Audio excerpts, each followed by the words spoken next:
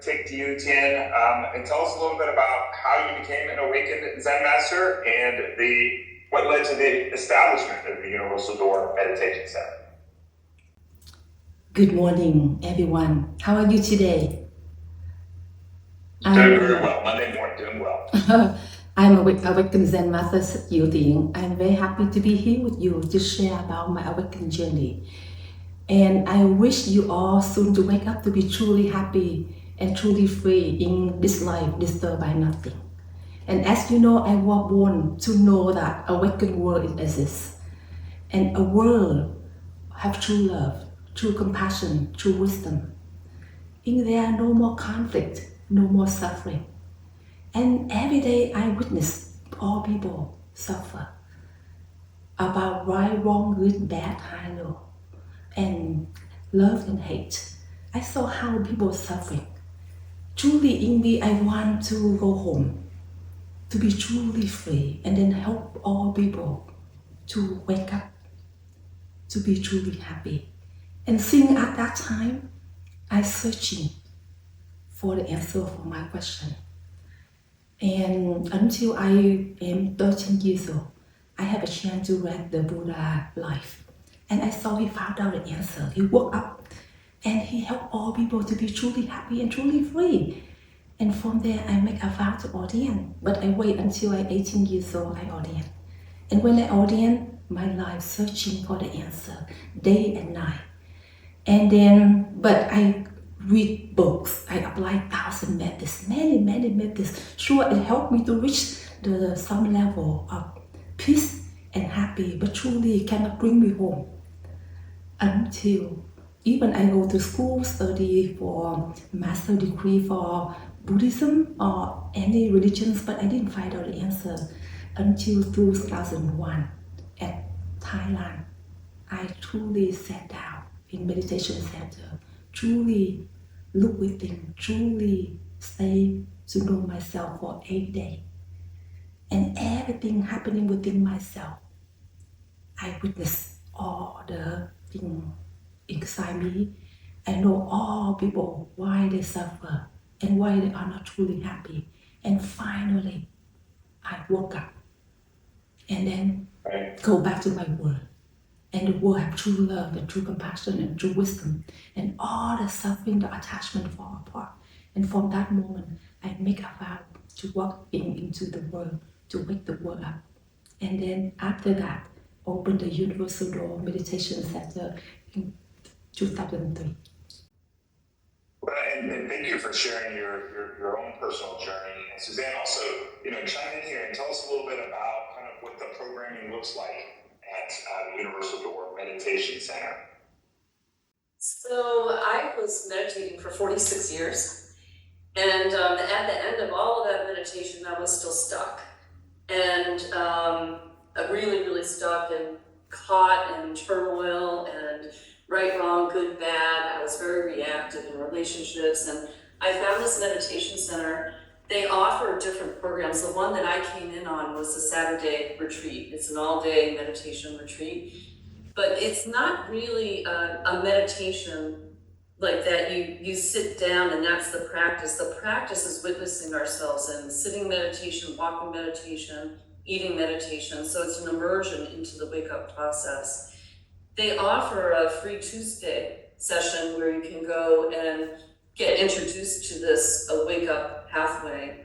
They also have Sunday Dharma talks with Awakened One and lunch where you can immerse yourself into the community there. And they have regular wake-up sessions during the week for people who are on the awakened path. They also have immersion retreats, which I went on in Canada and really went very, very deep inside to liberate. It found out that I was really attached to safety.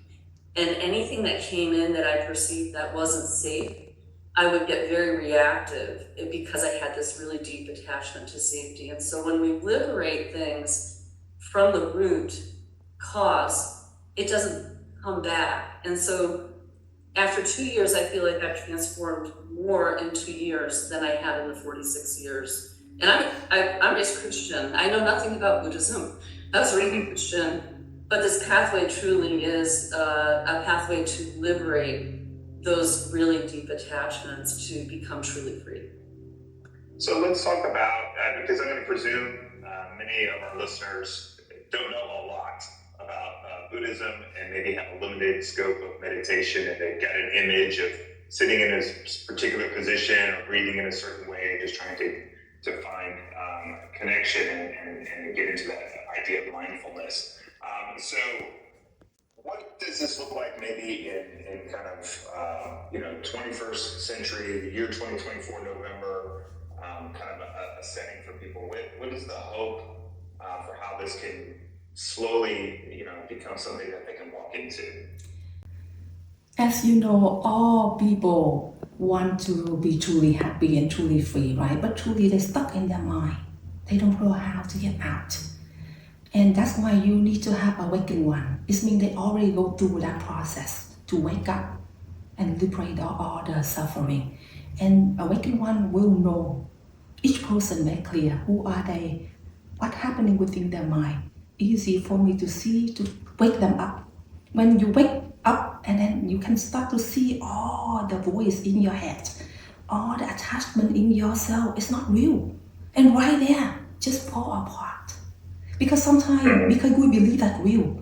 We believe all attachment is real, all voice in ourselves is real, all suffering is real, but truly it's not real. But the reason we don't see that because we don't wake up yet.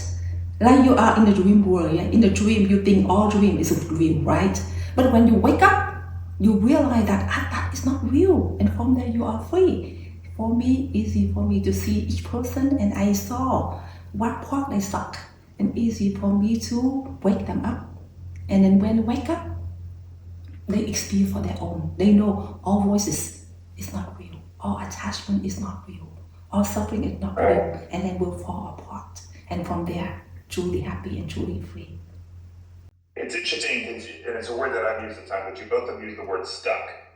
And sometimes we can feel like we're just stuck, and maybe our awareness of that word isn't necessarily the one that comes to mind, but just that idea of just feeling kind of like either not aware of what kind of options they have or what kind of next steps they have, but just feeling kind of, I'll use the word kind of paralyzed in a way. And so you both talk about that idea of stuck. And then you talk about, some of these different voices that come to you, and we get that through information, right? Like we just have so much information, so many things coming at us in so many different directions, that it can be overwhelming. And so I think it's very timely with, it's a good practice no matter what, but it's timely kind of maybe with what we're facing right now. So someone were beginning their meditation practice right now, I was interested in kind of what else can I maybe do to help myself? What's kind of that first step? What advice would you guys have for them? Yes, when we stuck, we are in don't know, right? And we create more problem, right? Wake up meditation, I help you to develop the knowing within each person. The knowing not interfere with the human mind. The knowing can know the human mind running. And then from there, the knowing let you know who you truly are. You are the witness, the knowing. You are not the voice in your head. You are not the stuck. And from there, the inner light on. And then from there, all stuck fall apart. And the knowing let you know what next, what to do. Not the human mind let you know what to do. From there, step by step, I will help everybody to develop the knowing. The knowing already there in you, in everybody, regardless of background, religions, and gender. And when the knowing develop, and then from there light the light on, all the darkness disappear. And like the sun rise, all the cloud and the darkness fade. You see? And from that moment, each person experience for themselves. They know how their life change. And they know their mind, their body change. It's change right away, immediately. That's why what I offer to help people to go back to their true self, to develop the knowing. So Michael, the first step would be for this pathway is to come and to meet awakened Zen Master, because there's an awakened potential in each person. And when that is woken up, that starts to create this inner space where we can start to witness ourselves and build this more stable platform so we can start to challenge the thoughts that are in our mind. And then working with her, it's an interactive process that those start to liberate. And that's where this true serenity and freedom comes in. We build our own prison. We have to take down the prison that we've got inside us, right? Absolutely. We create a lot of narratives in our head that can box us in many different times, in many different ways. You talk about visiting the center and kind of taking that first step as we start to come to close. I know the Vietnamese Lunar New Year is coming up in January. Are there any special events that are happening?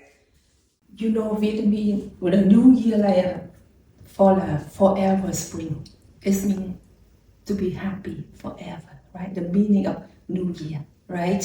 When the New Year comes, I refresh. I help people to refresh the clear mind. You know, sometimes inside ourselves have a lot of stuff.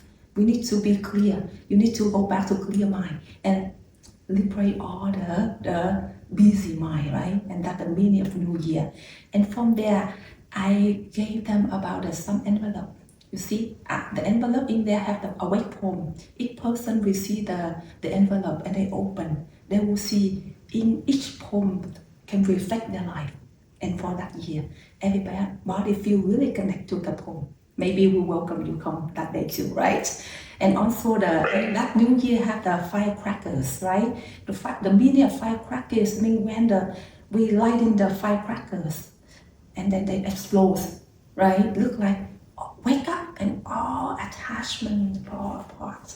And then after that, they receive the message and they are truly clear and they come home with a happy family between husband and wife, parent, children, and co-worker to start the new year with forever spring.